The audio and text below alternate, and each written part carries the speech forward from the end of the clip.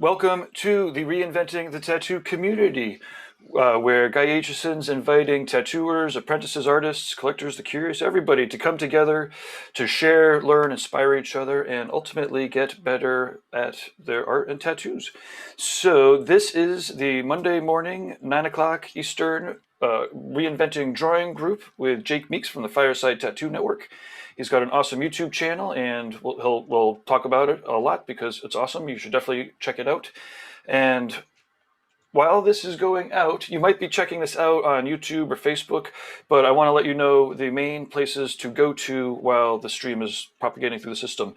It's Reinventing the Tattoo in either of the app stores, Apple or Google, and you download it, and it's really simple to sign up. If you go to the events, and it has all the listings of all of the different events coming up.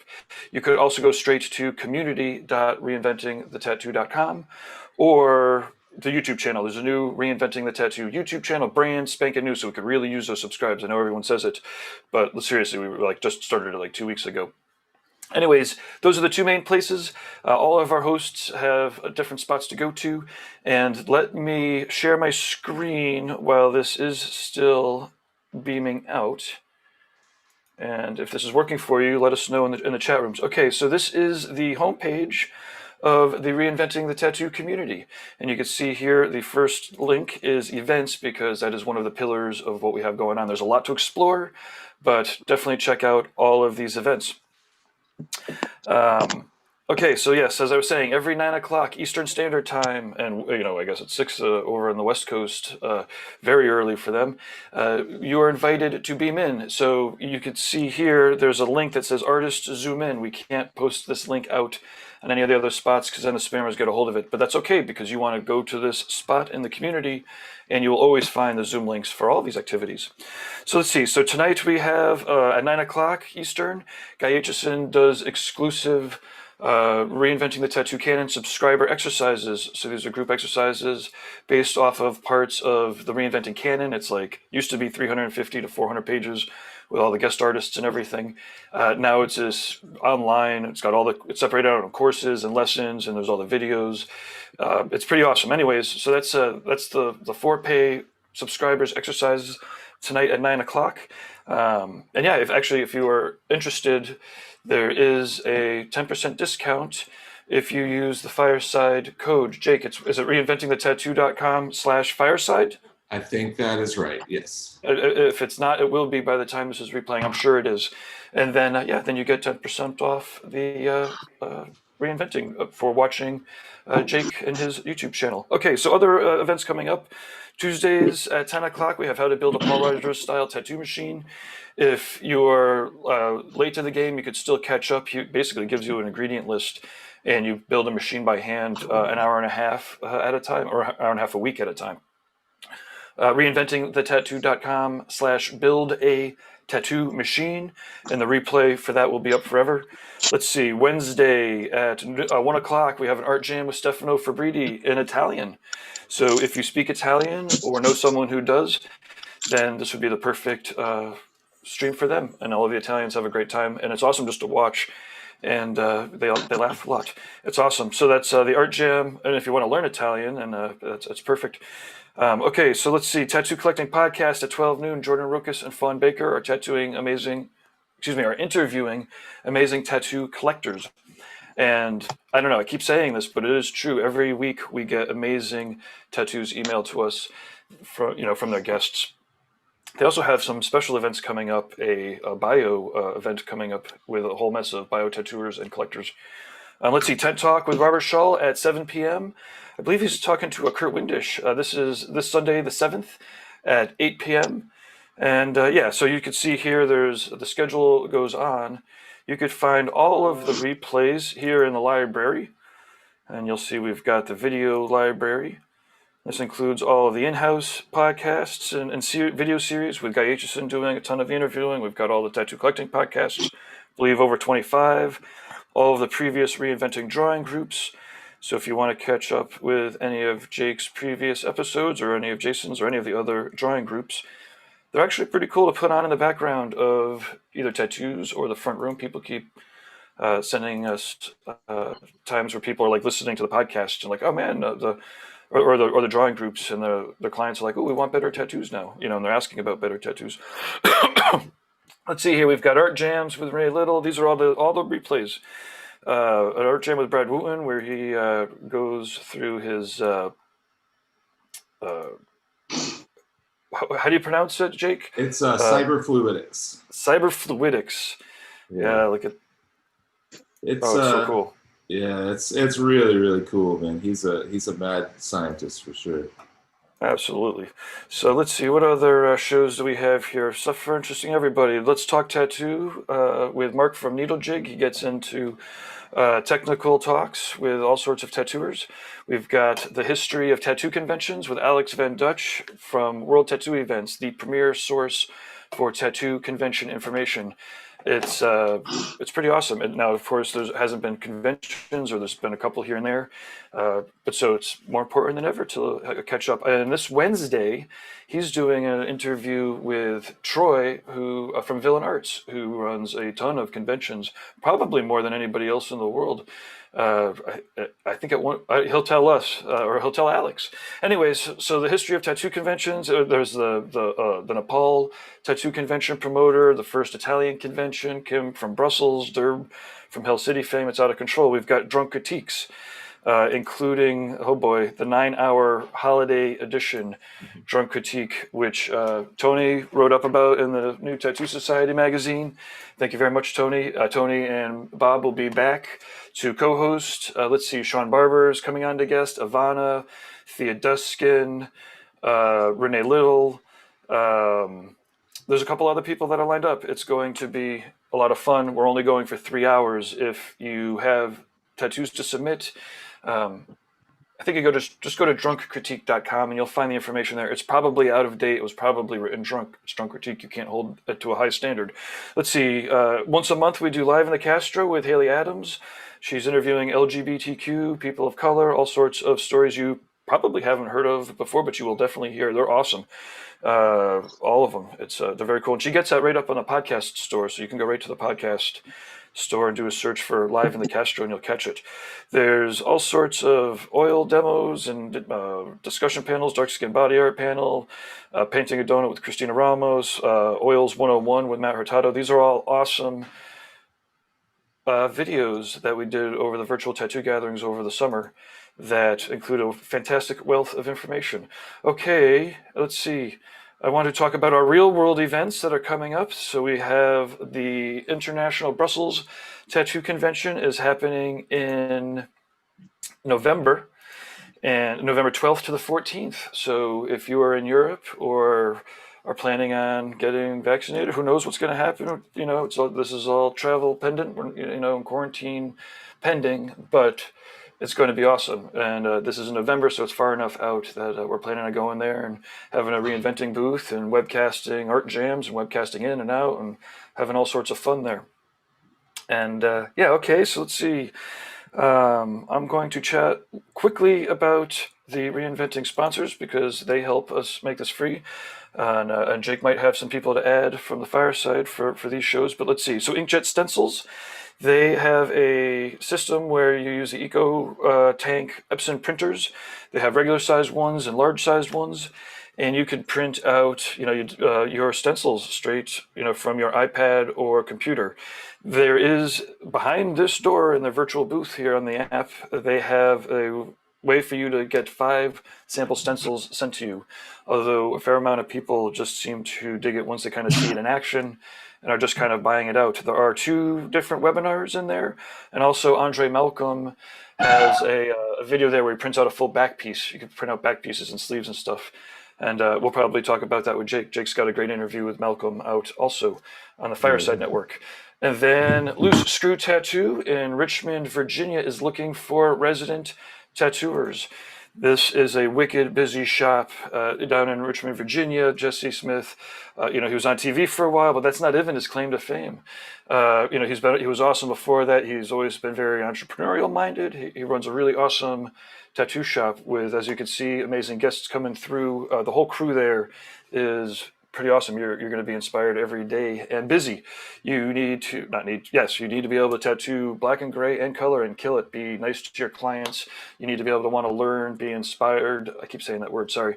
But if you are interested, then go to the join our team, fill it out, let them know that you heard about it on Reinventing the Tattoo. They will have an idea that you are already interested in bettering yourself and learning and whatnot. So if this is working for you, wherever you may be watching, please let us know in the chat rooms or the comment section. Definitely please share this around, because if I beam it around too many places, people dig it, but then I get banned, and I don't. That's not so cool. So this is Anyways, I am going to be in the background. I will have a browser up, so if anybody wants to talk about their inspirations, then there's a chance that we might fire it up, and you can inspire the panels. We have, let's see, Ricardo and Morag and Jason on the line here. So I'm going to step back and hand it over to Jake. All right, cool. Oh, Thanks, I didn't do Dave. that right. Sorry, I need to go to. We'll get this smooth before too long. Okay. Got Cheers. it. Thank you very much. Yeah, man. Thanks. Cheers, I, Gabe. I Thanks. missed. I was Thanks, Gabe. I was multitasking. Say again what you got another drunk critique coming up when? The 9th, March 9th. It's 9th. not this Tuesday, next Tuesday, and Gotcha. yeah, we're gonna stay up late today to make sure that the rest of March's schedule is flushed out because there's a couple special events coming up that are all Yeah. pretty sick. Yeah, sweet. Those are so much fun. I always feel like such an idiot the next day, like, oh, what did I say? But I love them.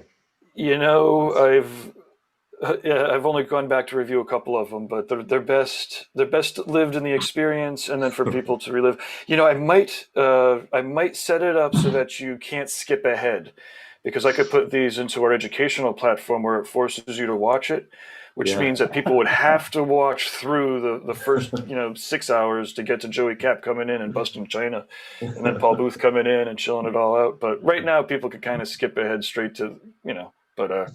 Yeah. It's a ever maturing, ever growing. I don't know. It has its ebbs and flows. The last one took us 3 months, I think, 2.5, 3 months now to have another one. Yeah.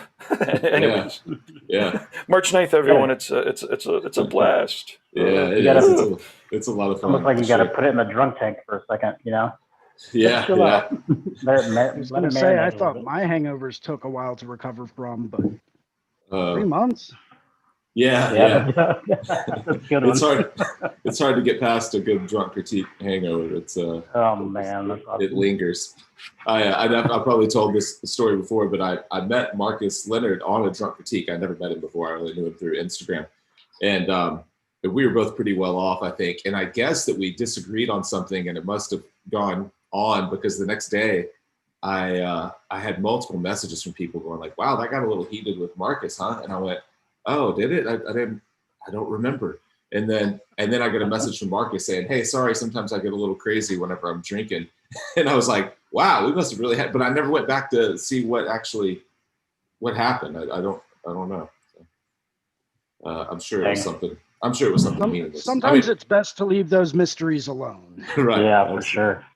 Absolutely. Sure. Well, what's everyone working on this morning? Do you have fun projects for this week? Or I'm working on all existing stuff, so I don't have anything new that I have to draw for, but I'm working on something that I started last week.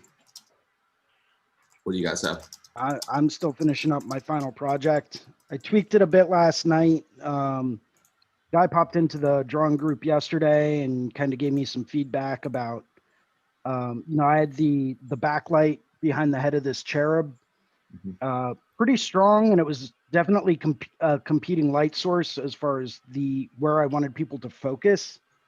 So he's like, maybe tone that down a little bit, maybe bump your highlights in the face of the cherub a bit. That's going to help separate that from the background. So I went back through and toned that down, I didn't really mute it, but I washed it out a little bit, just to help these highlights here not compete against the brightness of the background. Yeah. That tended to help a lot. Went back threw some highlights in and some pretty thin lines in the roses. Gave them a couple of nice little drop shadows. Finished up this thigh with this nice big old like stone crack. So Yeah. That's one of those tricky things, man. I did a critique on one of these in like one of our courses, maybe our foundations course, but you know how a lot of times you'll have like pieces where, say there's like an angel and then she's backlit, and then you have then there'll be enough light on her face to see what it is, see her features. But if you unless you've introduced a secondary light source on her face, no part of her face, which is in the shadow, should be anywhere near the light that's behind her, which makes it a tricky problem to solve in tattooing. So typically you don't set it up that way, or if you do set it up that way, you have to think about where that secondary light source that's lighting her face is coming from, and it also has to behave that same way on every other foreground or every other element. At least elements in the foreground. It could be a really concentrated, sharp light source that doesn't affect some background elements, but it's tricky. And someone in our first foundations course was trying to pull that off. And that course is just about shapes, edges, values, colors, and a single light source. Like, we're trying to keep it as simple as possible. Right. And they were really struggling with it, and finally just abandoned the idea because it's not a real easy problem to solve. Especially, like I said, it was a beginner's course, so I mean, it's not that it can't be solved, but it's if you think about like a single light source hitting a sphere, you've got reflected light on the backside, but that reflected light can't even approach the light on the light side of the object, or it wants to throw that edge forward and make it like compete. It's a tricky problem. Yeah, so I'm just kind of going through and tweaking it and detailing now, and probably be posting this up in a little bit because I still have to draw a 3/4 sleeve for tomorrow that I have barely even started. Awesome. Yeah. Man, you can the life. Yeah, that's right. My habits are rubbing off on you. See, you're always so prepared. I mean, don't get me wrong. I literally booked this appointment last Monday. Mm-hmm. So I haven't even had 2 weeks to get them in. So usually I'm far more prepared with this. It's a good friend of mine. It's not like, I haven't tattooed her, but I had a last minute cancellation for tomorrow. So I'm like, well, hey, you're trying to get this project done. I just had a cancellation. You want to come in on Tuesday? Mm-hmm. And of course she turned around and yeah, that'd be great. And I'm sitting back kicking myself in the ass for it now. Yeah. Right. It just takes some time to marinate on it. Again, you're thinking about it. If I need it, and she's totally cool. Like, if I need a little bit extra time to work on it, she's totally fine with that. She's like, are you sure you can get me in that quickly? I'm like, well, I had the cancellation. It's that, or I push you off 6 weeks. You pick. Right. Yeah. We have to keep the running gags going. Ricardo, you're not using those same headphones that you beamed in with the first time, are you? No, man. I laughed at myself today because I was like looking for them and I couldn't find them. You sound like you're in a spaceship. Yeah. You're like, you know what? I'm floating through the atmosphere. Ground control. This is Major Tom. Those look like they should sound great though. They look like high-end headphones, much nicer than regular earbuds. Yeah, no, dude, those earbuds are on point. These, they're great. I can hear you guys like a crystal, but apparently you can't hear me the same way. So that's right. Yeah, I can hear well enough. What are you working on? Mike. Yeah. I'm working on 2 things the same way Jason is. I have a tattoo coming up today that I'm gonna kind of sketch on and kind of form fit that. But here's the project that I've been working on for this class. I don't know if you guys can see it. Oh yeah. I worked on it a little bit more last night. That's with the line drawing, and then let me show you without the line drawing underneath it real quick. Here we go. And that's more of the softer edge kind of thing that I'm going to try to go for. I don't know if you guys can see it without the glare. Mm-hmm. But I love that how it's all black and gray with just some nice reds in there. Yeah. I want both of them to kind of stand out individually and then be like comprehensive and cohesive together. So it's like you have this black and gray section, and then you have the color section, and they kind of just tie together. And then I'm gonna add a little bit more shading back here, and the roses to kind of push them back just a little bit more. But overall, I just want them to be softer edge. So you know what I mean. So what? Yeah. What? I don't know this assignment. What are the requirements for the assignment? Back piece, a cherub. Somebody asked for like the whole stone statue kind of thing, and something decorative as far as the archway goes. And I think that, and then roses or flowers of some sort, and that's pretty much. And then trying to tie in all the elements of the drawing. Is there a requirement that it's a black and gray in color combination, or you guys just both happen to do that? No, so that was one of the questions that was raised was, do you want this done in full color, or do you want this done as just like a monochromatic value study? And what we were told was, I'd like to see like at least one red rose in there. So it's kind of the way that some of these assignments work is he'll give us reference images, specific subject matter to work with. We have to come up with the composition, we have to render it and focus on whatever it is we're trying to focus on, that week or that chapter. But we can do whatever composition we want. We just have to have the same subject matter ideas in there. Gotcha. So yeah, man, those both look great. Thanks, Tim. Yeah. What about you, Morag? What are you working on today? Anything? No, you walked away. Maybe I should do that. I'm done. I'm out.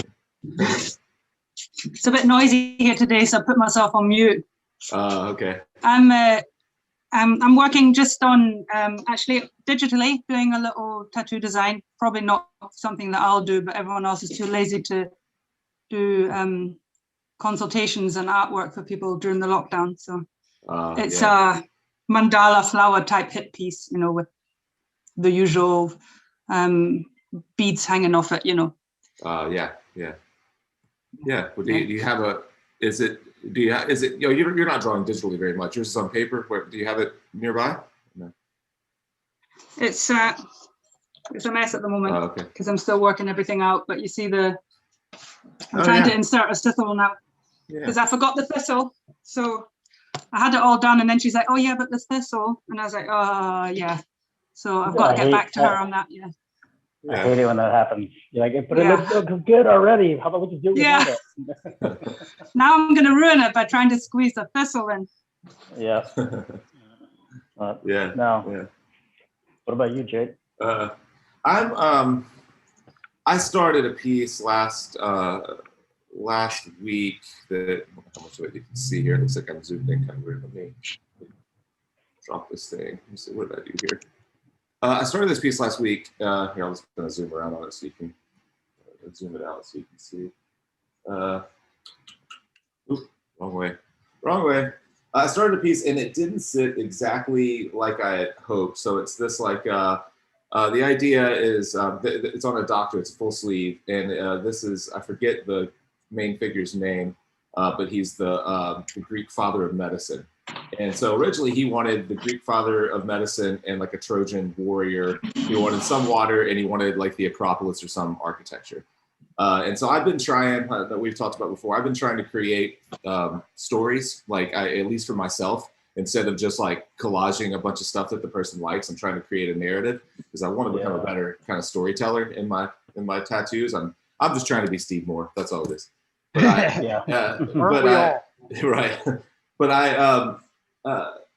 so I was like, well, maybe it's more of like instead of a Trojan warrior, maybe there's a battle, and then this father of medicine is kind of protecting them or overseeing them.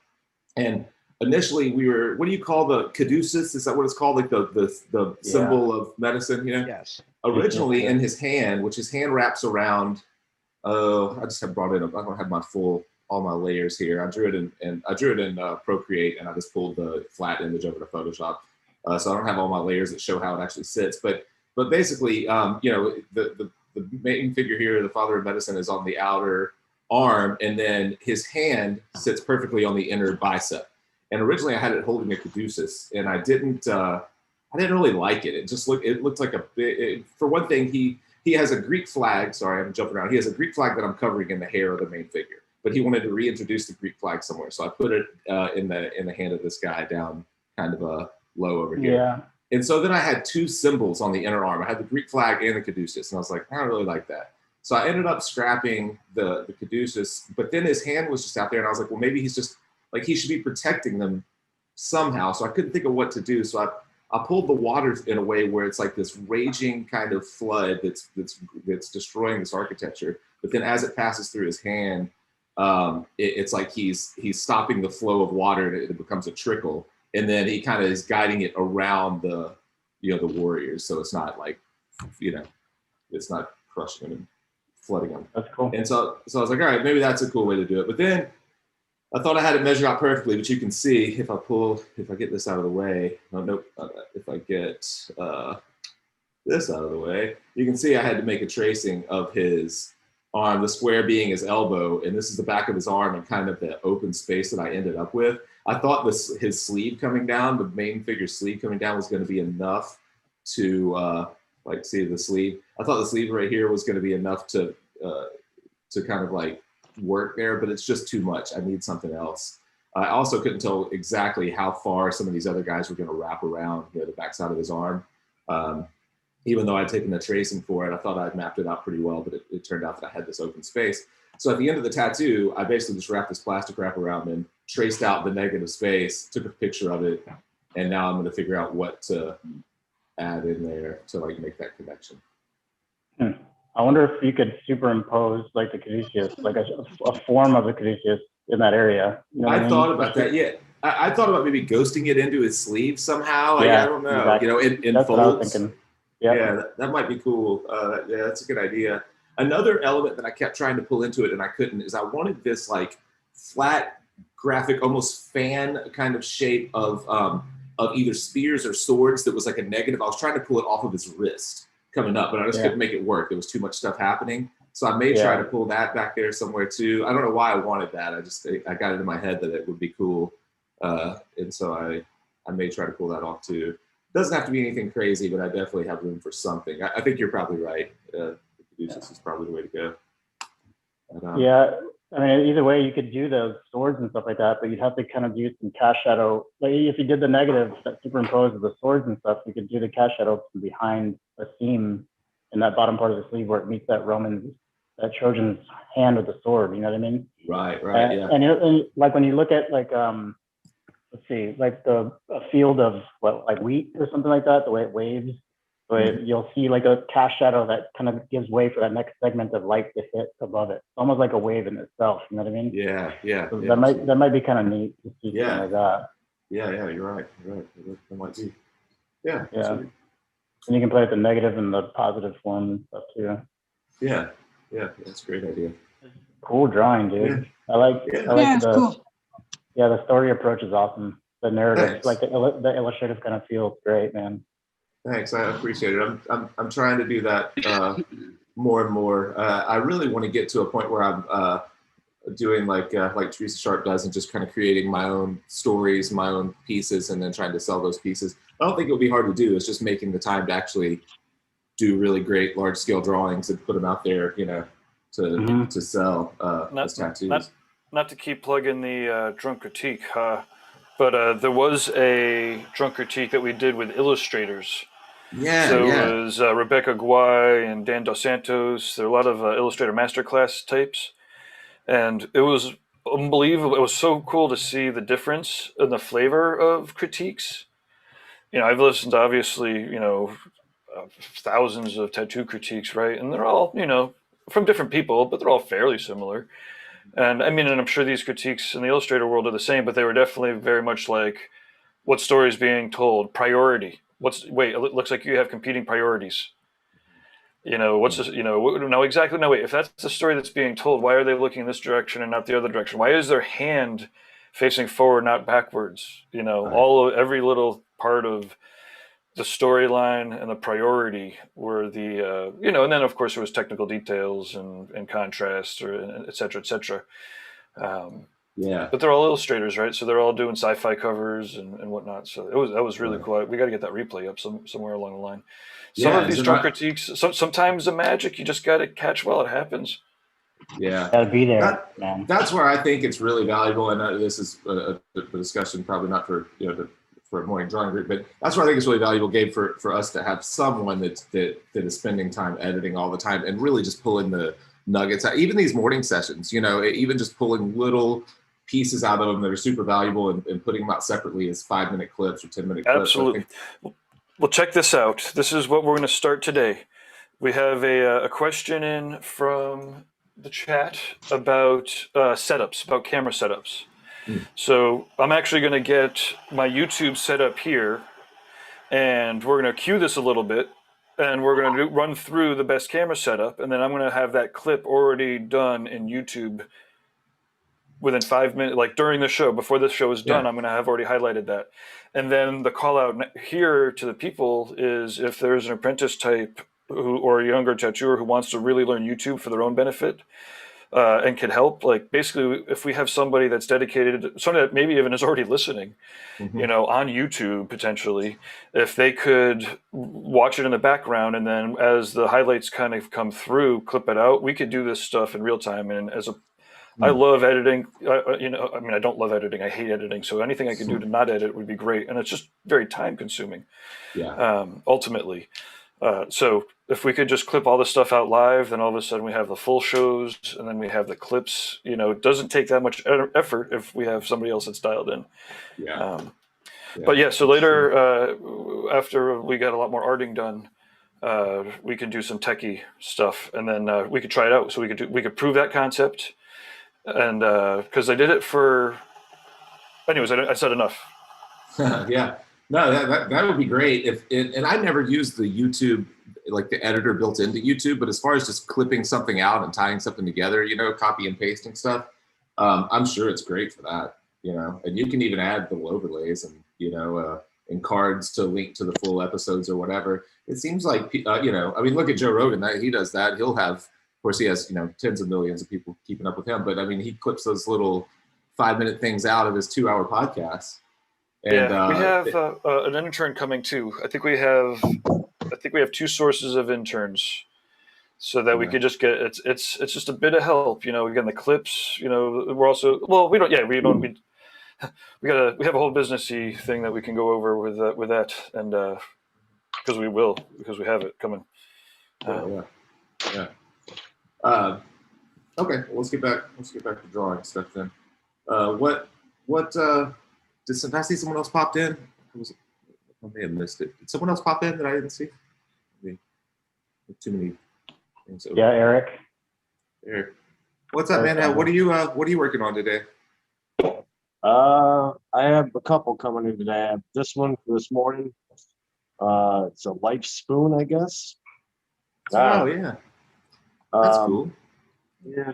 Then, it's a what spoon? What you call it? A life spoon, I think is what she wanted. Yeah, I don't know. I was actually working with this Jason and Guy on Jason's drawing. Guy, he helped me figure out the flow of it by drawing me some flash. And then I sent it to the guy, and he doesn't like the Dragon Balls. So, yeah. Sorry, but he said we can go ahead and put clouds in. I just didn't want too much dragon showing. So, yeah. But later today, I have this one as a cover up. I got to put a name in a little bit, probably right in there. Oh, okay. What do you? How is that gonna? Let's see. How's it gonna sit? I can't tell exactly. Can you zoom in just a little bit? Yeah, bring it in. So I'm thinking I'm gonna wind up probably hiding. Right in this busy section, I'm gonna probably hide this in the busy section. Yeah. And then this will probably pull your eye away a little bit more. Yeah. The design that she really liked, I just put in a mandala in the background to kind of, you know, make it look a little artsy. But yeah.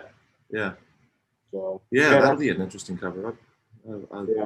I have to do that spoon here in a little bit, about 20 minutes, and then I have to go to a friend's funeral, and then I get to come back and do that.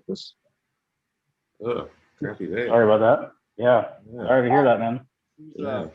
Kid I went to high school with, and then I actually, after that one this afternoon, I have to do this one. So it's a long day. Yeah. If I had to do 2 mandalas, 2 geometric tattoos in one day, I'd just have to take the week off. Yeah. Hey, Eric, real quick, can you turn your phone sideways or whatever you're beaming out from sideways so that the camera like fills up the screen? No, the camera that you're broadcasting from. Yeah, what do you want me to do with it? If Oh, if move it you down? if you could easily make it horizontal, then the camera will actually fill up the screen. It's How in do I portrait do mode. that? Like, I'm one of the Uh, ones that are interested in the whole cam thing, so. It seems already like it might be more complex than we should do Is it right now. is it an iPhone or a phone that you're shooting through, or is it an actual camera? No, it's a phone. Yeah, if you just turn it horizontally, like it's up and down, so you're in landscape or you're in portrait mode. If you just turn it horizontally, if you can, on the Yeah, I don't think I can with this Okay. setup. Don't worry Yeah. about it. But for next time, if you can, it just helps fill up the screen more. Well, I All mean, good though. I can drop this down and Yeah, I can see it well. I can see it Yeah, pretty no, well. it's not the end of the world. Yeah, man, that's Clearly, gonna be cool. Where is this mandala going on the body? forearm. So both of them, it's a couple, and the one girl wants this one, and then the other one wants the other one. Oh, okay, they're together. Yeah. So, Yeah. but no, normally I only do like one a day. But this one, the spoon, we just got into,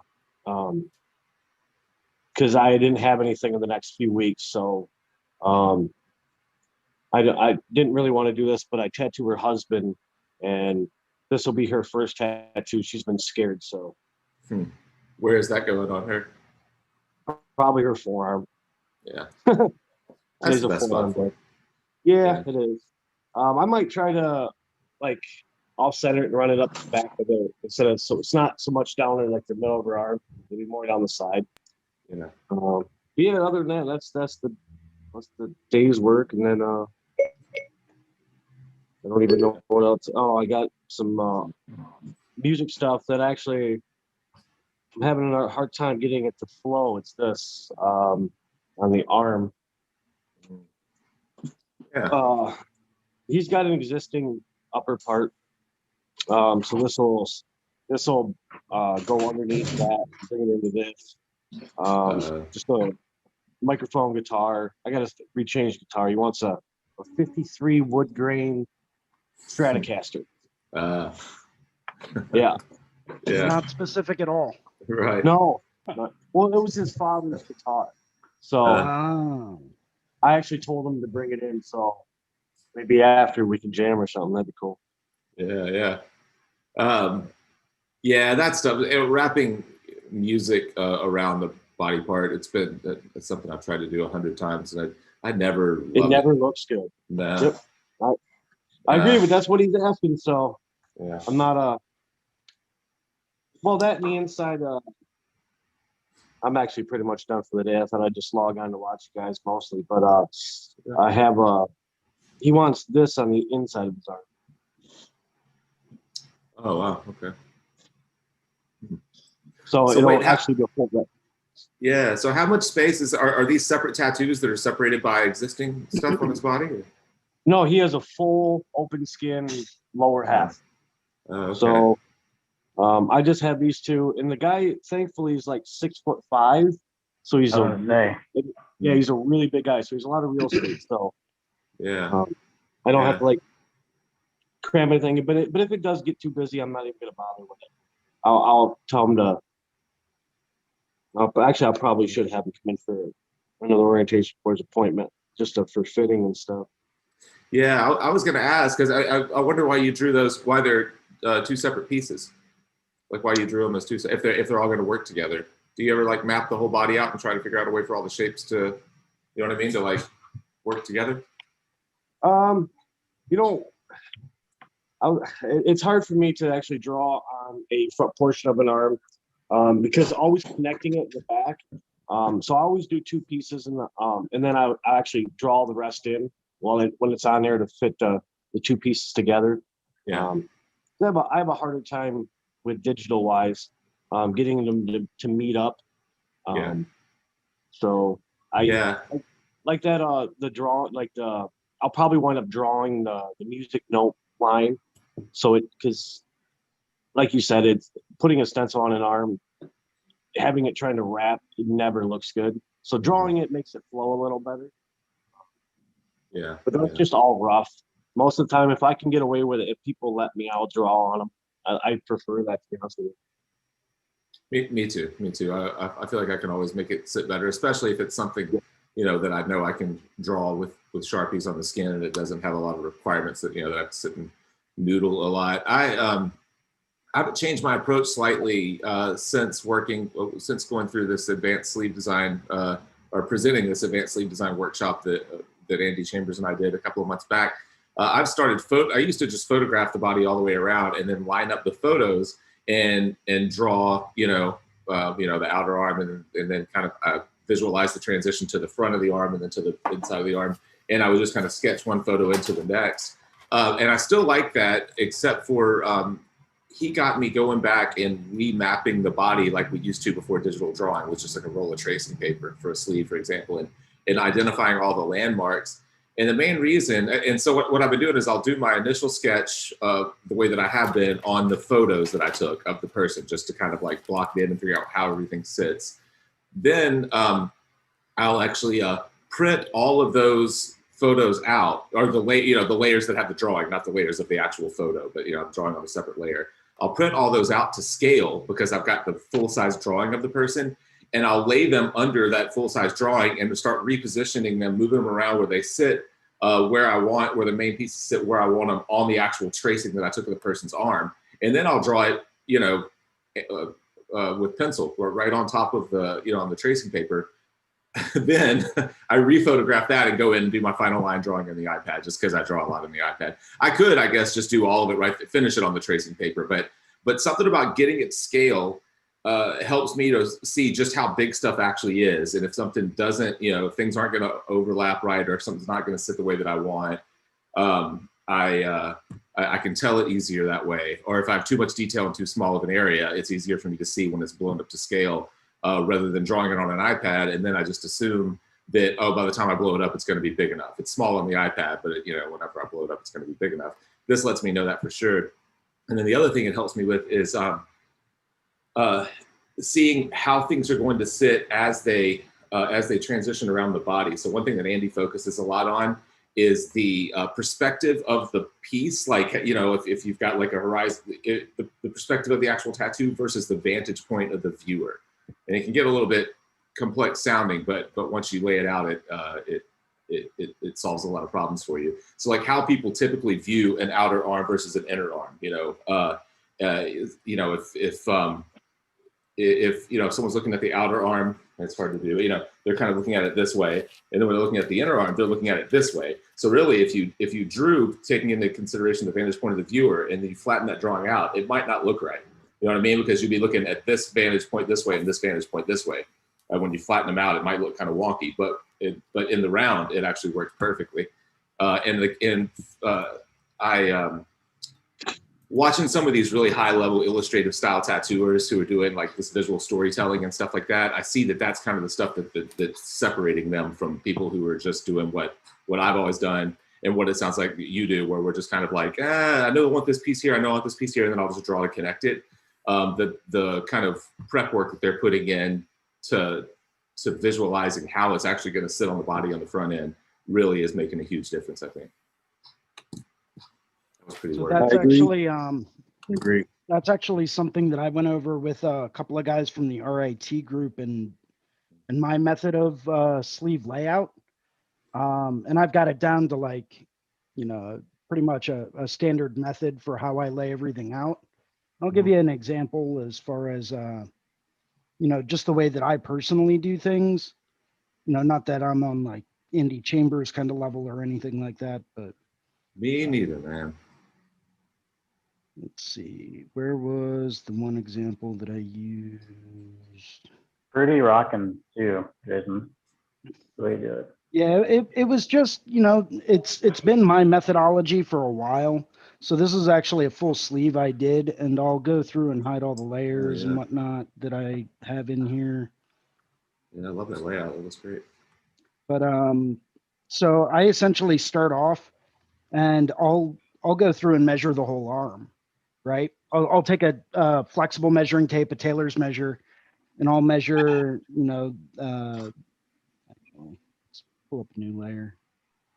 So I'll actually measure maximum height, top and bottom, on the outside of the arm. And I know this one was going on the guy's left arm, so I don't really have to think about that all too much because I know that all of my direction is going to be focused in this way. I'll go through and measure it widthwise all the way around, plot that out in Procreate by using the assisted drawing guide. And then that way I know the maximum limits to where everything goes, right? Because that's the circumference of the arm. Mhm. Well, the way that I ended up doing this, let's see, where did I put those layers? I hate it when I lose layers. I think there was one more that I had. Yeah. So one thing I always try to remember is like where my muscle structures are, right? Mhm. And so I'll make sure that I remember that, hey, where everyone's arm kind of scrunches in at the sides, that's going to be my elbow spot, right? So I know that whole area right there. I know I'm going to have the knot of the elbow, like the actual elbow bone right around here, because that usually lines up pretty parallel with the interior right by where the armpit is.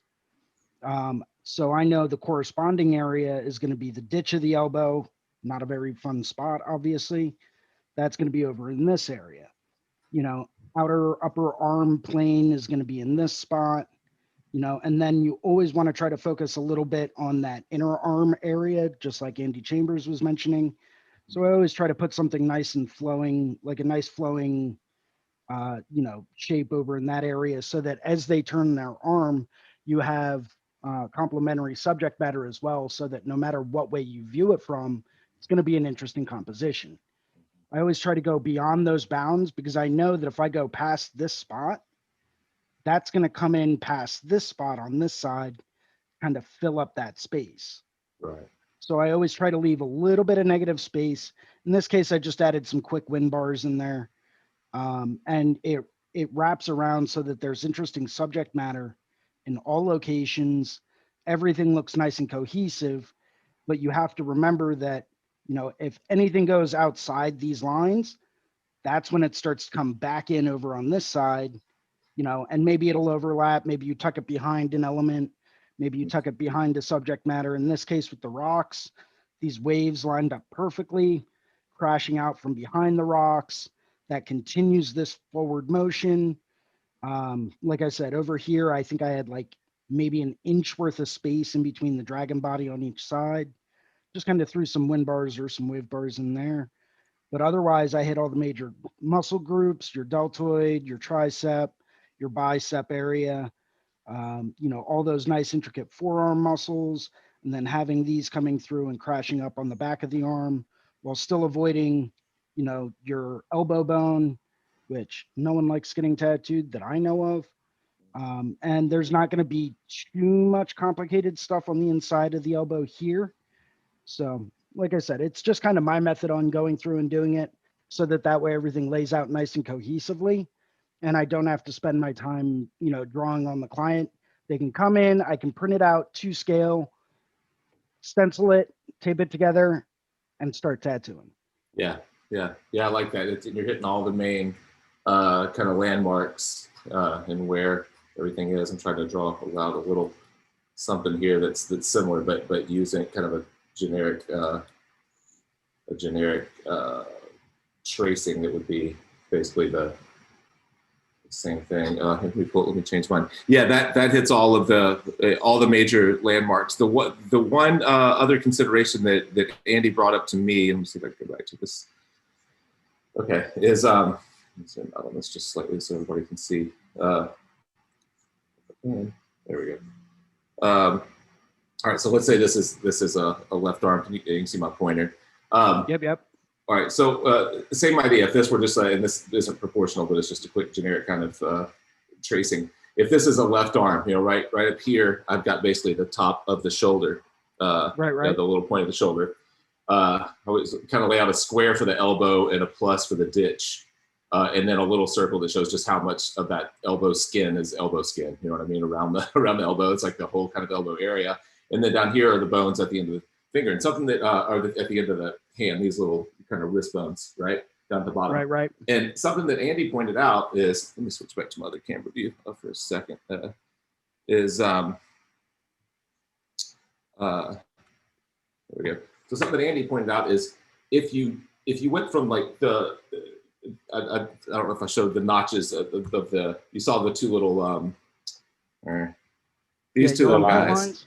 These little guys right here are basically the front and back of the armpit. So if you went from the front of the armpit to the ditch, and then the ditch to this bone, it's basically a straight line.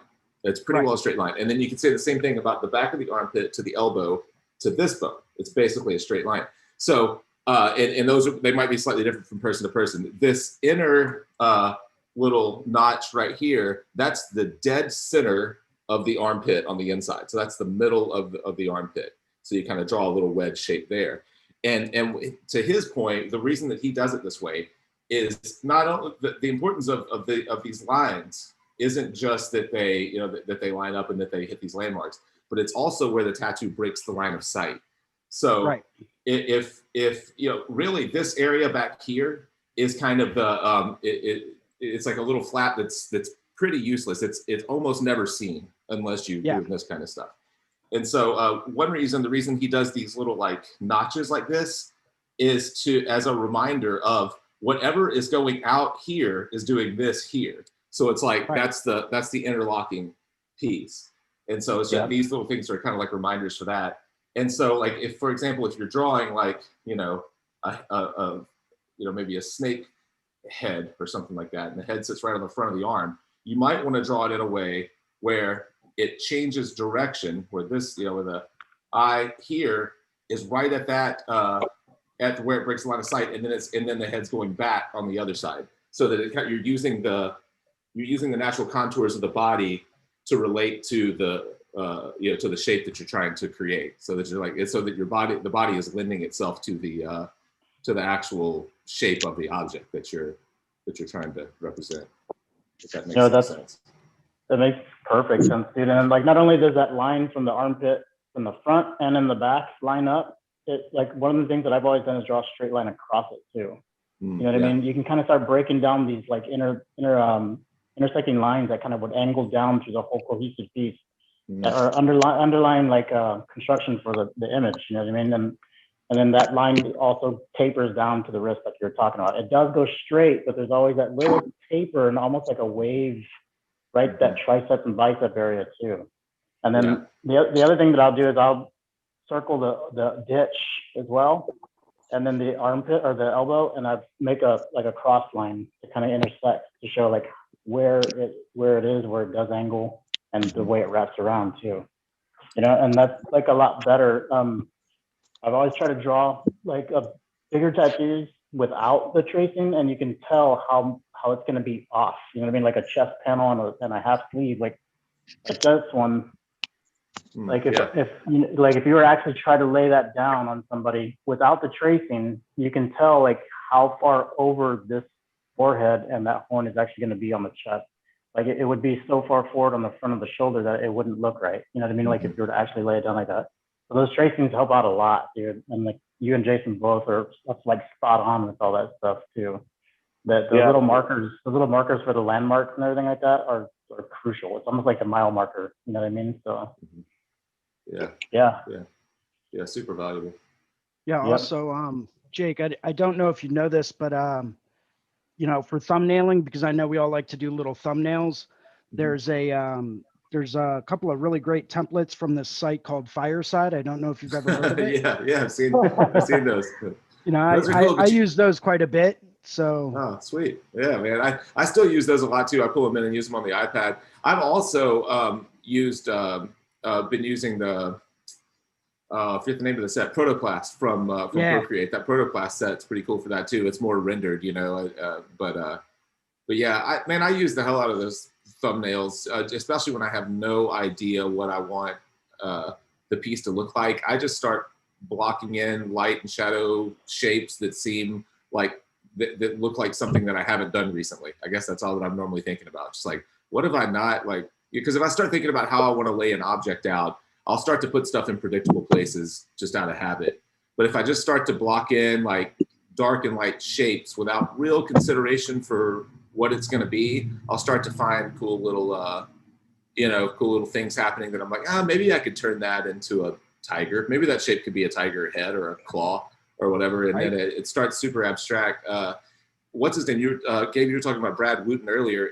One thing that when I was doing the show with him, he'll take his stamp sets and like drop a single stamp down, and then he'll blow it up over a body as like a mask and twist it and turn it different ways. And he's doing it as like a finished piece basically, because he does these big abstract simple shapes, that sweep across bodies. But I was looking at it and the whole time thinking like, oh, that's a really cool way to find some compositions accidentally, without having to draw them. You could just start like dropping those brush sets down, blowing them up, warping them, using the liquefy tool, scooting them around, and seeing like what kind of dark and light shape combinations look unique or interesting.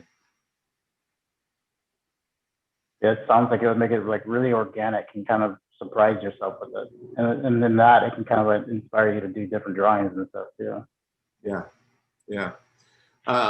I first saw that, I didn't record it, but I want to say maybe there's some recording on YouTube of it. But when I took the workshop from Casey Ball years ago, he does that when he first lays out. I mean, he's doing portrait painting and it's realistic. But when he first is trying to place his subject in on the canvas, he just connects all the shadow shapes and just tries to see if that abstract black and white shape looks interesting. And I can't remember now if he does it on the canvas or if he was doing that digitally as a mock-up, just trying to like completely, like if the background's dark here and her hair is dark and this side of her face is dark, then this whole chunk is black. And then all this is white. And he's like, does that look balanced to me, or does that look interesting to me? And I started trying to pull that into tattooing. But yeah. My time is getting close to being up. Gabe, did you say there's something else you wanted to go over? Or are you here? We lost him. Gabe is everywhere. He is everywhere, Jake, except for right here with us. I know, right? You're leaving. Jason, if you're going to be sticking around, can you ask Gabe to post and because he said something about I'm trying to get more, being a little more videoed. Like I went out, I bought an M50 camera. I just bought some lenses, and I'm trying to. I went to the workshop and made my own articulating arms and everything for the shop. So I'm trying to get more into it, but there's still a lot I don't know. And so if you could have Gabe, if it's something he was going to be posting on this episode, or this cast, or somewhere else in there. Can you have him like PM me or something? Because my tattoo's just pulled in. So I can also I can shoot a couple of links to YouTubers who I completely stole their setups for our podcasting stuff. I've been down the rabbit hole on that too, and there are a handful of really good videos that are showing people's different setups for overhead shots and all that. So. Well, Jason's worked with me a little bit on like the webcasting and having I forgot the program he told me to get. Manycam. Yeah, the Manycam, so I can actually do a multi, kind of like what he's got going on up there, which I'm kind of interested in doing as well. Yeah, you can do that with OBS or Manycam. It seems like there are a handful of them. I got both of them, and I've kind of been using them back and forth. There's also a pretty cool one if you're doing all Apple stuff that's just called, oh man, now I'm drawing a blank of it. Lonely Screen. Lonely Screen, and I think it's free. But when I updated to the latest version of the OS, like Big Sur, Lonely Screen hasn't updated to work with that one yet, so I lost it. But it's like super simple, and it doesn't seem to have any glitches that I can tell.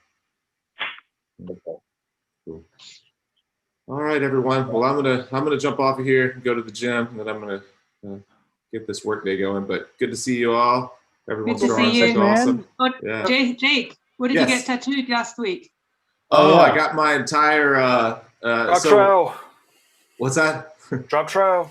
Yeah, my butt is peely. I got my back has already been worked on, but Andy Chambers is working from my neck. What was supposed to go from my neck to the back of my knees, but we ended up pulling it down to my ankle. Oh my So we God. worked. Yeah, so we worked from basically my waistline down. So a lot Nice. of a lot of bend of the knee, and a lot of boy, there's some tender areas back there. Right at the base where your leg meets your butt cheek is miserable. Oh. What a terrible spot to get tattooed. Yep. I have heard that is the worst. It's so bad. Just like hands across. It seems like everyone's got some disagreement about the second worst spot. Yeah. But yeah, the seam from butt to leg, I have missed it so far, but I'm headed there. Ooh. Hey, so I'm going to be sending you a link to the sleeve tattoo design tactics from Jake Meeks, Jason Lesser, and Ricardo. Oh, sweet. Look at Right that. on, man. Nice. And Radical. I think that we will see that we desperately need an intern or an apprentice who just wants to Right. watch all these and then clip them out for us, because if I was able to do just this kind of a job here, if somebody was somewhat dedicated to doing it, that would be amazing. But anyways, I'll Yeah. send you the link, and you'll see what we're able to accomplish Awesome. with the YouTube, and we'll go from there. Have fun. Thanks again as Cool. always, and Yeah. Thanks. I'll see everyone you that- guys. Yeah, Sweet, take but everyone care, should bud. See definitely you be Next week. Mhm. Should definitely be what? Go ahead. well. I'll plug you when you leave, so you don't have to Oh, blush. okay. Cool. Thanks. All right. Cheers. But yeah, I just wanted to let everyone know that the Fireside Tattoo Network does have a coupon code for reinventing the tattoo. So if you go to you go to reinventingthetattoo.com/fireside, and then it'll take you to the right page. Let me just double check that.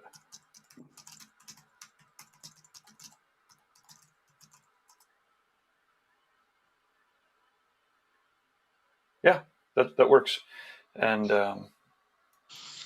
yeah, Jake's awesome, and you should definitely be subscribing to his podcast and to his YouTube channel. Gabe. Yeah. So Eric had to jump off, but he did mention something about sending him a DM about, different camera setups and studio setups and things Oh like yeah. that.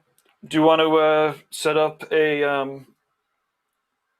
Should we do do you want to set up we could set up where I can clip out the same thing that we just clipped out for the sleeve design. So basically we intentionally. I just need to have some sort of visual cue, and then we run through the demo. If you did like you kind of did before, but maybe adios, Marek.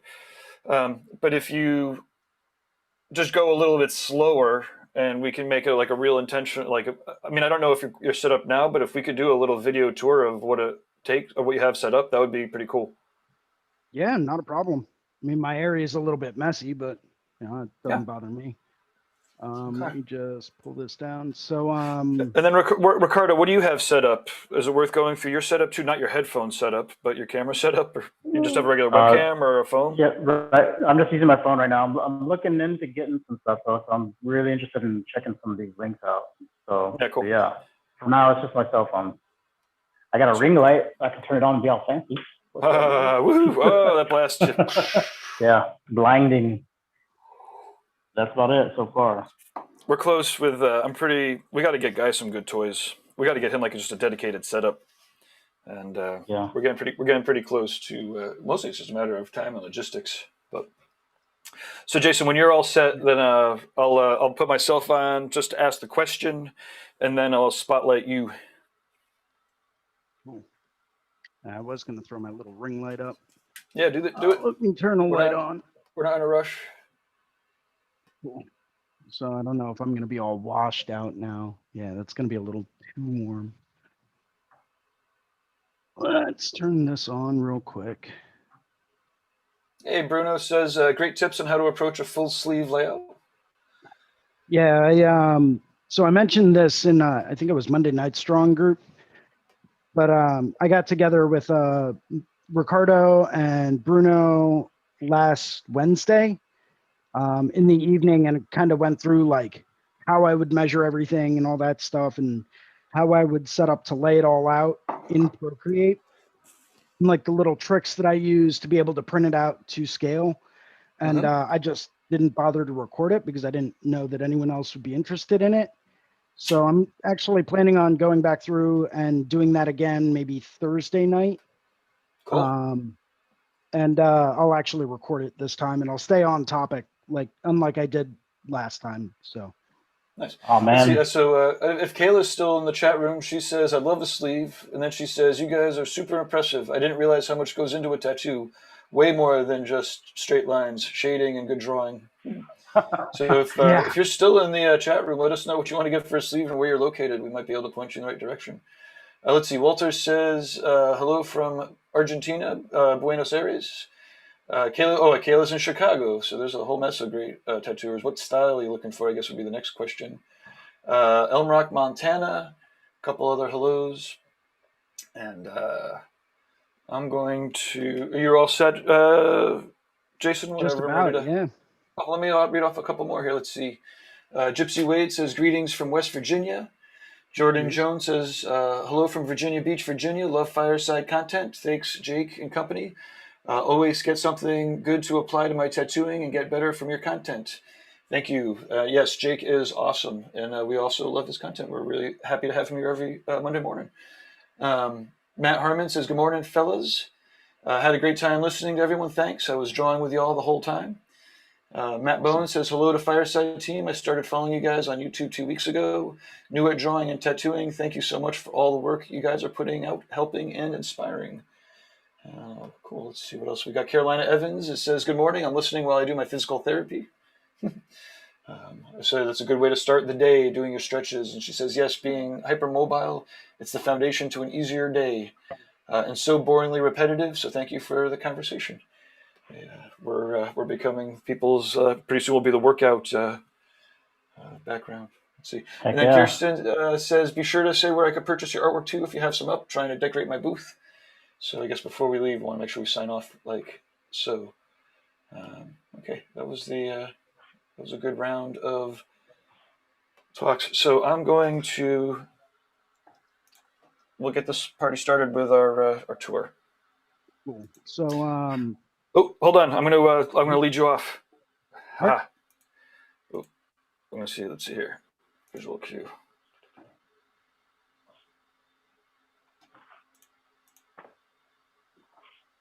Okay.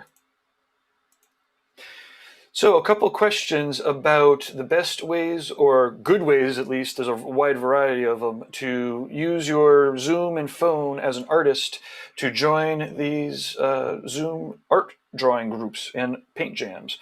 So I'm going to spotlight Jason Leeser,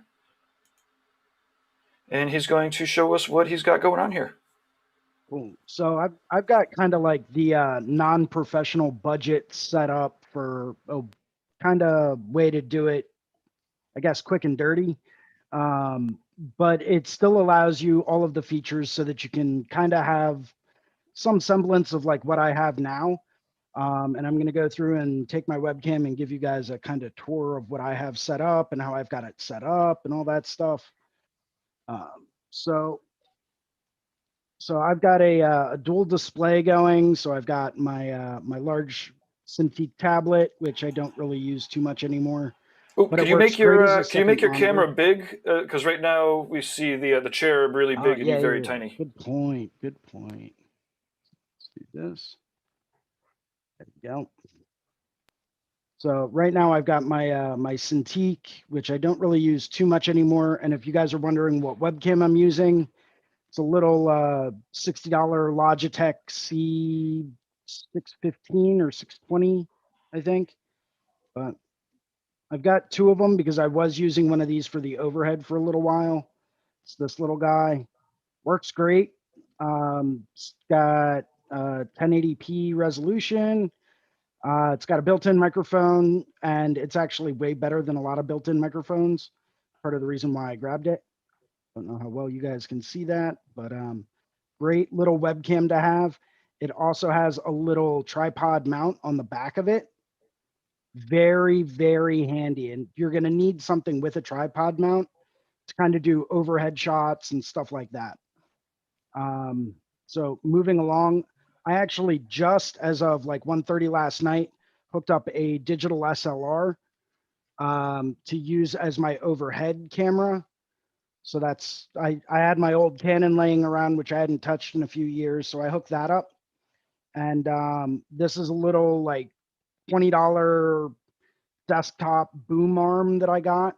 And it's actually threaded to secure onto digital cameras and webcams, microphones, all types of stuff like that. I think it was originally meant for a microphone, but it's threaded the same as a digital camera. Now, because of that, I had to add a little bit of weight to the stand itself just to keep it from toppling over, but I get much more clear of an image whenever I'm using that as opposed to a webcam. For the longest time, I was using this webcam to point downwards, and I would just screw the base on to the little arm, right? Screw it right in there, and then that way it was pointing down. And the way that I keep getting these dual display setups and whatnot, believe it or not, my little secret is that program there. It's called Manycam. Don't know if it's going to focus right or not. Almost. I'm trying to get it. Is it Manycam.com? Yes. Yep, Manycam. And I bought the annual license for it. I think it was $40. And what that will do, just to give you a brief little tour, in fact, I'll share my screen. That'll make things a little bit easier.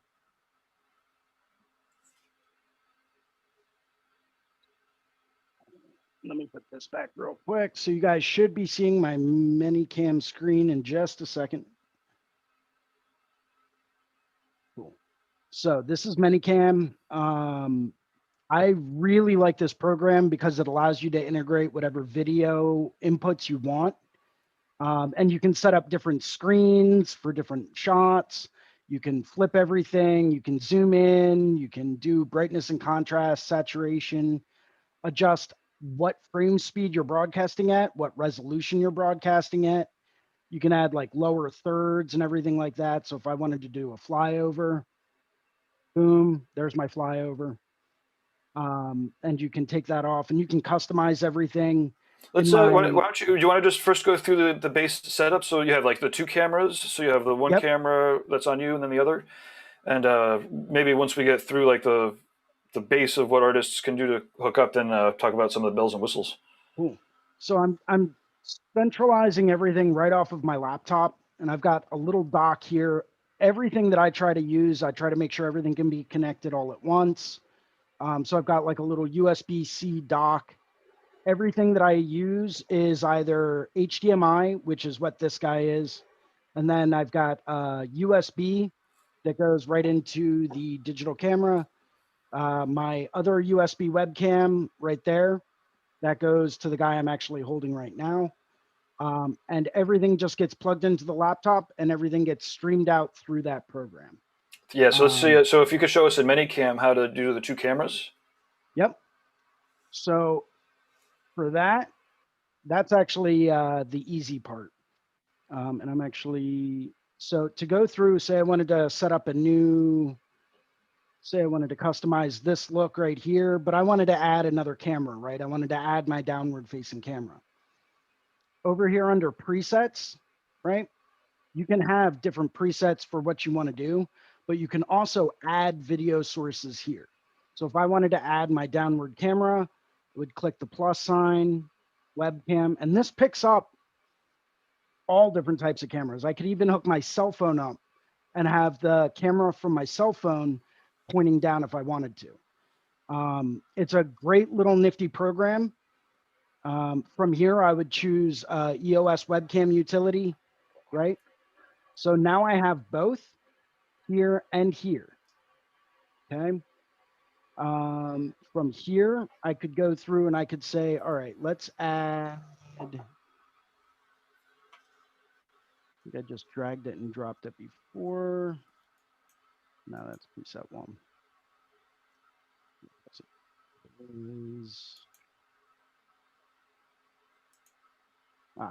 So if you take whatever preset you have set up, you can add, you know, I think it's another layer.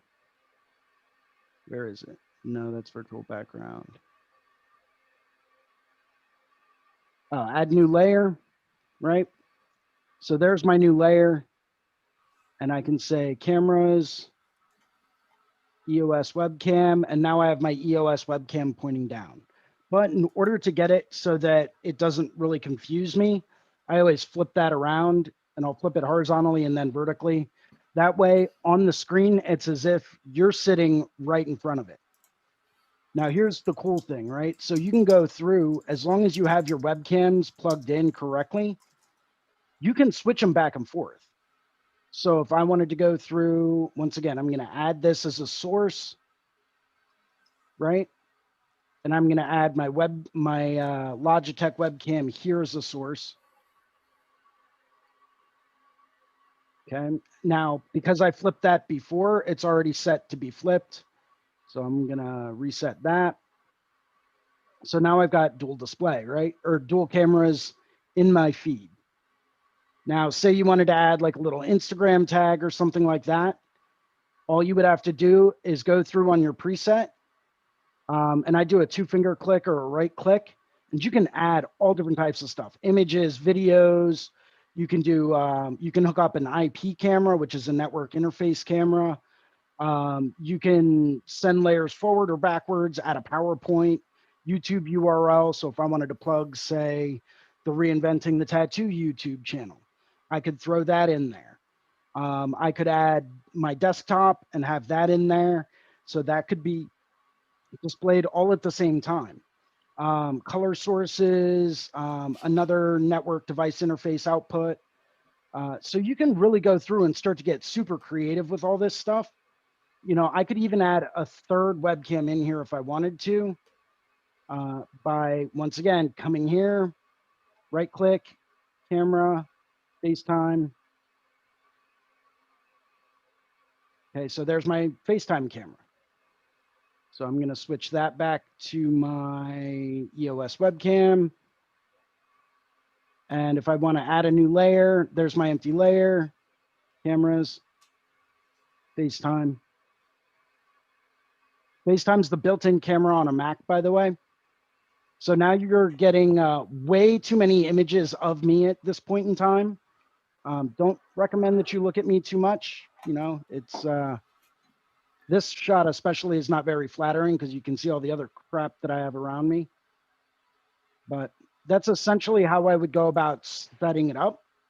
From there, I always like to add, you know, a little moniker, and boom, that's my standard setup. It's how I integrate everything is all through Manycam. When I'm done using Manycam, right, once I have everything set up, when I go to share a video source in Zoom or in YouTube or anything like that, one of your choices for webcam that'll pop up is Manycam. If you choose that as your video source whenever you're broadcasting, you'll have all of these presets already set up, already set and ready to go, so that all you have to do is go through and say, which layout do I want to use? Do I want to use this one? Do I want to use this one? You know, which preset do I want to go full screen with this? You know, if I cut over to here, I can get rid of the FaceTime camera. Say I want to get rid of my EOS webcam. And so now I'm down to this guy only. We'll make that nice and big. So maybe I just want to do this as my only video source in this frame, so that way I've got one for this, I've got one for this, you know, I've got another one that I can play around with as an experimental, and then I've got my primary. And you can switch back and forth between those live, obviously, because if you're seeing my webcam, that's exactly what's happening. Jason, I don't mean to interrupt, but I do have a question about this though. Like, are you able to cast onto another monitor if you wanted to? Do you have to hook that up manually with an HDMI cord, or would you be able to use another app to kind of like cast onto, let's say, a television screen? So like, that you know, would all depend. That would all depend. So yes, I could broadcast out from my laptop straight to another screen. That would basically just be setting it up as a secondary display. Yeah, there you go. Okay, that's cool. kind of what I'm using my Wacom for now. Okay, gotcha. All right, cool. Yeah. Cool. And I even have like another tiny little screen over here that I could hook up if I didn't want to have the big Wacom. But I always like having the versatility to switch over to that if I want to, say, annotate in Zoom, or, you know, want to show something or show someone something in Photoshop where I've got to do some drawing. Well, I can show that to them, and it's already hooked up and calibrated and ready to go. So I always like having that ability. Awesome. But, hey, that was awesome. If you're interested in hearing more from Jason about all of these different tricks, then you can click on one of these links to check out the drawing group that's hosted by Jason every Sunday at 1 o'clock. And definitely click the other one that is the subscribe button. And then this will be the end of the highlight. So I'm going to know that because I'm going back to gallery. And then when I click over here, I'm going to make that a highlight. We'll see. Excellent. Sweet. So if you guys want to stay, what's your time like? Do you want to stay on for another 10, 15 minutes? You guys want to boogie? I actually got to get I'm going. literally drawing all day long. Yeah. So I've got nothing else to do but draw. I have a dude made coming sure in I at took 10 care of a.m. everything yesterday. You got a guy coming in? Okay, why don't we do another 8 minutes? I'll make this highlight, and then we'll close it up. Yeah. Cool. What are you working on today, Ricardo? I'm going to be doing this eagle. Well, actually, this gentleman that I tattooed before working on the sleeve, he is going to get a memorial for his grandfather. He was in the Navy. So I'm going to do like kind of like a play on the eagle and the chevrons for the naval symbols, and then kind of include his rank and everything like that in it with the dog tag. So pretty cool. Yeah. It's awesome. He's an awesome dude. Like, he'll let me kind of just take the vision and run with it too, man. So it's a lot of fun. You know what I mean? And he really enjoys that energy that comes across that way. Yeah, because we talked about that multiple times, you know, and there's an energy, there's a different kind of flow that kind of happens between the two people once somebody comes in, they dig your art already, and they're like, dude, just go for it, man. I'm like, sweet. That rules. Yeah, it's like, hey, I trust you, do your thing, and I'm going to be happy with it. And that means the world to tattooers. Yeah, absolutely. It's giving us the freedom to really expand and really do some cool stuff, but you know, still sticking with an idea that you give us. So. And within the parameters, right? Right. Exactly. Yeah. Well, and that's, you know me, that's always been my thing. It's like, you can tell me to do whatever I want, but I'm going to ask you to give me a direction to head in. Right. Yes. Because without that direction to head in, I could spitball ideas at you all day long and never come up with anything that you like. Right. Or you're going to get some crazy stuff on you, bro. Exactly.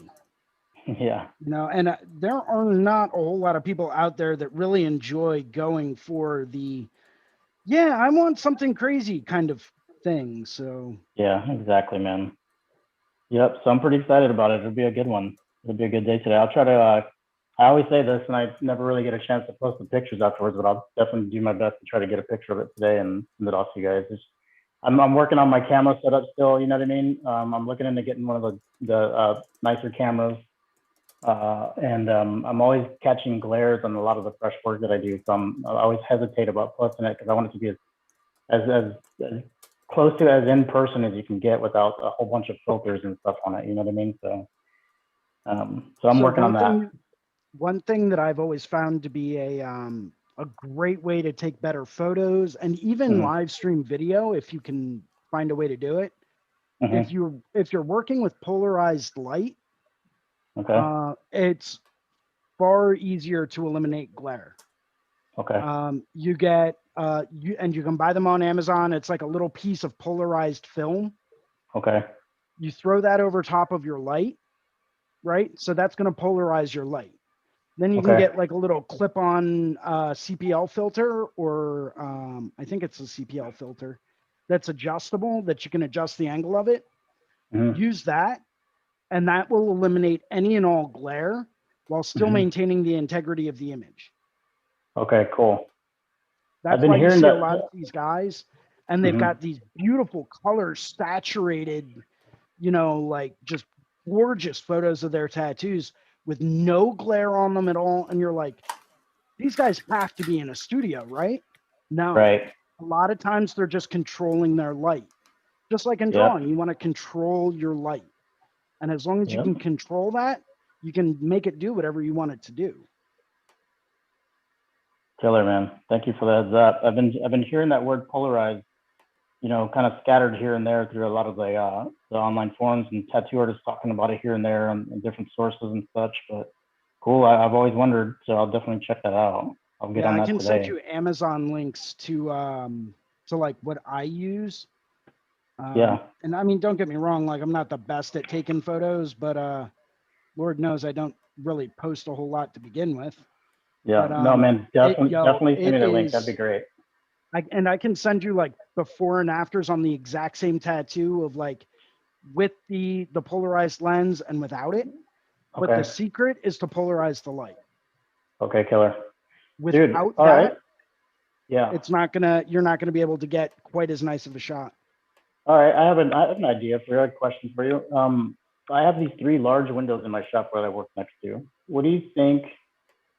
Do you think there'd be a big effect if I did put a polarizing film like over part of the window or a portion of it at least? Well, that would be insanely expensive. Yeah. But it would work fantastic because you're working with a lot of natural light. Yes. What a lot of people will do is they'll just set up like little lamps. Well, what I would do to help reduce glare from that is I would get some basically thin cotton curtains, like Okay. just plain white curtains to diffuse the Alright. light so that that Okay. way it's not a harsh glare. Okay, killer. You know what I mean? Yes, So because it something kind of like translucent, you can see Right. through, it's going to let plenty of light through, but that's not going to make it a very harsh light. It's going to really diffuse that so that way you're not going to get a concentrated highlight when you're taking your photos. Genius, brother. Thank you. Well, believe it or not, I do the same thing, and I'll show you a little quick and dirty thing that I figured out. So if I'm using like a spotlight, like a lamp, right? Mm-hmm.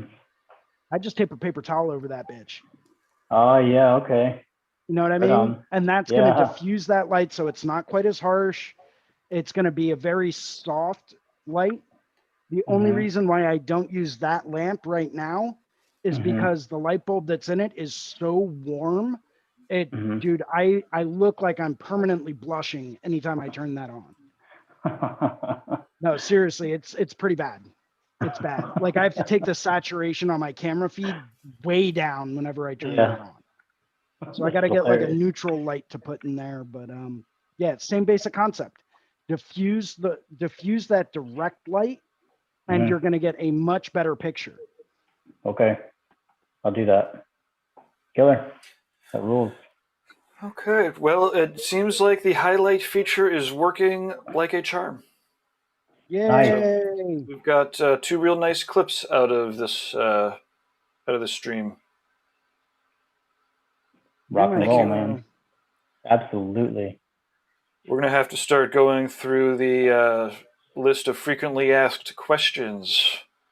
Yeah, So, you know, that'd be next time there's a lull. Oh, I can't wait. Oh, my lordy. And I'll always go last, too, so I can clean up and be funny, sarcastic with everyone. But, like, do tattoos hurt? Hell yeah. Don't even get started on that question, man. You know better than that, Gabe. Although you know what I do love, and I've heard this before, the how much do tattoos cost, and some of the knee-jerk reactions to that. Well, I heard you talking about that a little bit, and I'd love to talk about it on Drunk Critique even more than normal. Dude, let's do it, man. Well, I mean, for me, I do feel like, how much does a car cost? Well, anywhere between $2,000 and $60,000 depends on if you want a good one or if it's new or used, right? But for a hand tattoo, right? It's anywhere between $600, maybe $400, but $600 to $2,400. You're looking for photorealism, you're looking for black and gray. Exactly. Helping guide a client to the proper range, is but I also, it's not quite it's not quite as open ended as a piece of string, right? But obviously it's it could be. But mostly, I guess what I'm saying is, but I do want to. We need to get your consultation stuff Yeah. set up, right? Huh? Yeah, I'll be wrapping that up this week, man. I'm trying to put it as legible as I can in outline form and send that over to you first, and kind of just go from there. You know what I mean? So Cool. All the little nuances, like you kind of try to categorize to make it a little bit more cohesive for everybody to understand and stuff. So. Yeah, absolutely. There's definitely different buckets to drop things in. Also want to start middle finish. Get the. It'd be awesome. Sounds pretty damn cool. Good, man. Cool. Thank you.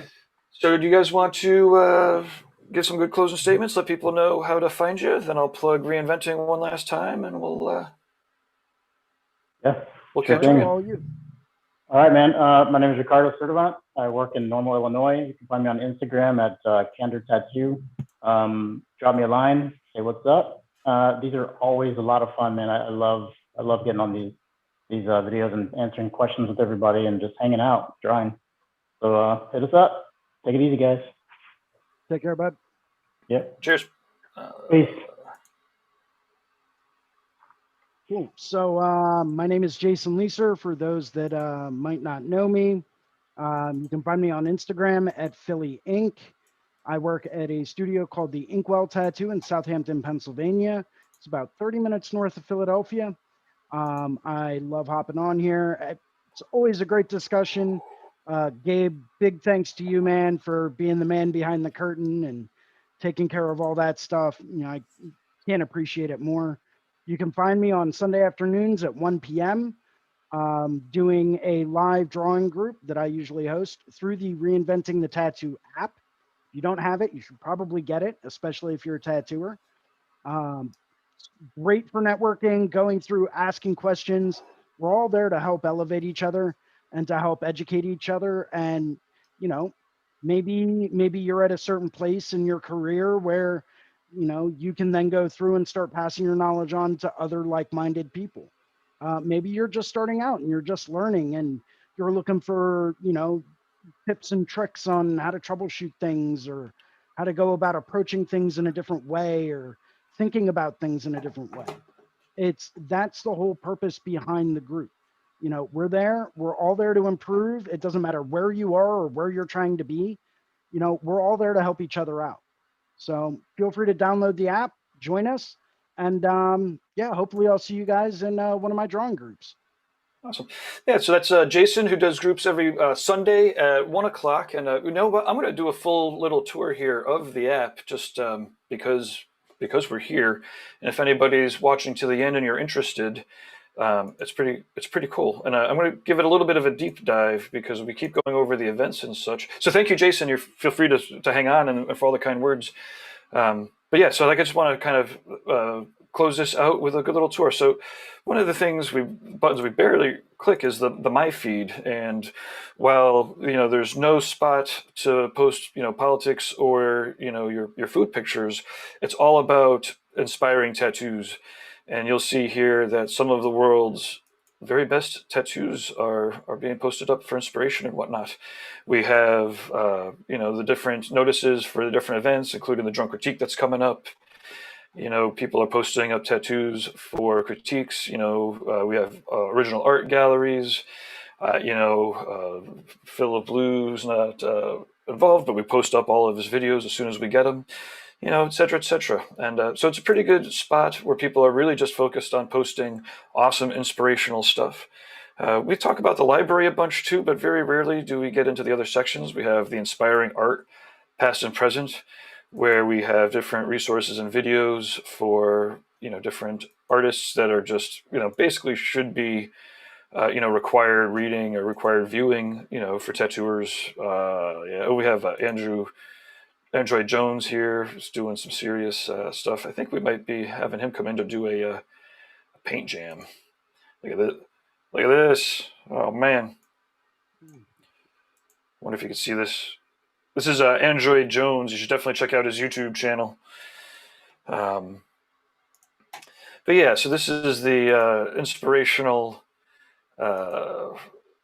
inspiring art past and present. We have a timeline. There's some live stream replays. We have different publications. And then what other sections do we have here to go into? If you are already a member, then you can choose which groups you would like to join. And we have 2 different sets of lists for collectors. And this has some of these different optional groups, including an apprentice group. We've got the Fireside Tattoo Podcast group, collectors group, Hell City Tattoo Fest, Tattoo History Tent, as well as a set of groups for tattooers, suppliers we love, machines we love, pigments we love, needles we love, critiques, job board, health mentors, etc. And in this way, you can have that feed kind of customized to your likings. Inside of the art lab here, we have different public exercises. We have subscriber exercises. We have links to the art jams. The collab lab, this is a pretty cool spot where people can join either the Dropbox or the Flickr, as well as find collaboration partners inside of the collab group. Let me back out here. Oop, I got lost. But if you ever get lost, you could always click on the home screen here or the side menu there. Yeah, so there's the art lab. We have our galleries, a marketplace. So if you're looking to buy and sell stuff, then yeah, we've got, this is pretty much just the Wild West right now, but at some point we'll be getting in between for a percentage. But right now we're just letting everybody kind of post up their stuff, sell their stuff, anywhere from stickers to machines, the bioencyclopedia that guys got, all sorts of cool stuff. And then let's see here. Oh, other online courses. We've got Tattoo Education, the full Reinventing catalog. That's in the marketplace. Find a tattooer's a map. Okay. Then I guess I'm just going to wrap it. Oh, no. I'm going to wrap it up here with going to courses.reinventingthetattoo.com. And if you are a tattooer or an apprentice and are interested in furthering your professional development, the Reinventing the Tattoo Canon will help. You can't learn to tattoo with it, but you can learn to tattoo better. And it has 25 plus years of guys' personal experiences boiled down into this pretty amazing resource. It was a book, and then it turned into an online resource with DVDs, a big book with DVDs, and then an online resource with some videos, and now it's a fully modern online course that has the content in all the right places and all the right manners, and you should check it out. The other section is the courses.